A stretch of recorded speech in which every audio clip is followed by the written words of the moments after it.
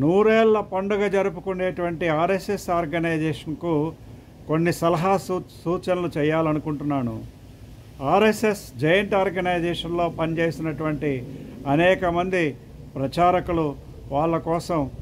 వాళ్ళు ఉండడం కోసం వాళ్ళకి వ్యవస్థ తయారు చేయడం ఉంటుంది అనేటువంటి విషయం తెలుసు నాకు. కాకపోతే ఆర్ఎస్ఎస్లో మిగతా దాని అలైడ్ ఆర్గనైజేషన్స్లో పనిచేసి చదువులను మధ్యలో కోల్పోయి, ఆరోగ్యాలు కోల్పోయి, వాళ్ళతో మనస్పర్ధలు వచ్చి కుటుంబ వ్యవస్థలో విచ్ఛిన్నమైపోయినటువంటి కుటుంబాలు ఏవైతే ఉన్నాయో వాళ్ళందరికీ కూడా ఆలోచన చేసి వాళ్ళని కూడా సరిగా సెటిల్ చేసేటువంటి లేదా వాళ్ళకు కావాల్సినటువంటి వసతి సౌకర్యాలు, భోజన సదుపాయాలు కల్పించే విధంగా ప్రయత్నం చేస్తారని, వాళ్ళు మంచిగా సెటిల్ అయ్యేటట్టుగా తమ వంతు కృషి వాళ్ళు చేస్తారనేటువంటి ఉద్దేశంతో నేను విజ్ఞాపన చేస్తున్నాను.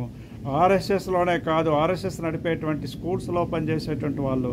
వాళ్ళతో మనస్పర్ధలు వచ్చి బయటికి వెళ్ళిపోయినటువంటి వాళ్ళు, ఏబీవీపీ, విశ్వ హిందూ పరిషత్, బిఎంఎస్ ఇత్యాది ఆర్గనైజేషన్స్లోను, కిసాన్ సంఘ్, మజ్దూర్ సంఘంలో పనిచేసేటువంటి ఆర్గనైజేషన్స్లోను పనిచేసి ఎంతో కాలంగా పనిచేసి ఎడ్యుకేషన్ కానీ లేదా తమ విద్యా అర్హతలు కోల్పోయి డాక్టర్లుగా చదువుతూ మధ్యలో మానేసి ప్రచారకులైనటువంటి వ్యక్తులు తరువాత వాళ్ళ సెటిల్మెంట్ విషయంలో పడేటువంటి జాగ్రత్తలు సరిగా తీసుకోలేక ఆర్ఎస్ఎస్లో ప్రచారంగా కంటిన్యూ అవ్వలేక ఇంటికి వెళ్ళిపోయిన తర్వాత వాళ్ళు ఏమయ్యారు అనేటువంటి విషయాన్ని ఆలోచన చేయాల్సిందిగా ఆర్ఎస్ఎస్ నాయకులకు విజ్ఞప్తి చేస్తున్నాను. నిరంతరము విస్తరణ అనేటువంటి తాపత్రయంతో ముందుకు పోవడమేనా, మరిన్ని సంస్థలు స్థాపించుకుంటూ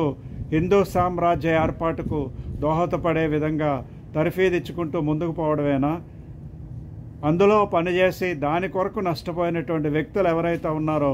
వాళ్ళను కూడా మెరుగు చేసేటువంటి కార్యక్రమము ఈ సందర్భంగా, నూరేళ్ల పండుగ సందర్భంగా మీరు చేపట్టినట్లయితే తప్పనిసరిగా మీరు చేసేటువంటి పని హర్షణీయం అవుతుంది. కాబట్టి సమాజ ఉద్ధరణ, భవిష్యత్ తరాలను ఉద్ధరణ ఏ విధంగా అయితే చేస్తున్నారో మీలో వచ్చి నష్టపోయినటువంటి వాళ్ళు ఎవరైతే ఉన్నారో వాళ్ళందరి యొక్క ఉద్ధరణ కూడా మీ బాధ్యత అని చెప్పి మీరు ఈ సందర్భంగా మరొక గురుతర బాధ్యత తీసుకుంటారని చెప్పి వాళ్ళందరికీ కూడా ఏదో రకమైనటువంటి సెటిల్మెంట్ జరిపే విధంగా మోడీ గారి ప్రభుత్వం మీ చేతిలో ఉంది కాబట్టి వారి యొక్క సహకారంతో ఏదైనా స్కీమ్స్ పెట్టైనా సరే వాళ్ళ సహాయ సహకారాలు అందిస్తారని చెప్పి వాళ్ళకి మీకు ఏర్పడినటువంటి గ్యాప్ ఈ 100 ఏళ్ల సందర్భంగా పూడ్చే విధంగా మీరు సహకరిస్తారని చెప్పి నేను విజ్ఞప్తి చేస్తున్నాను. జై హింద్, జై భారత్.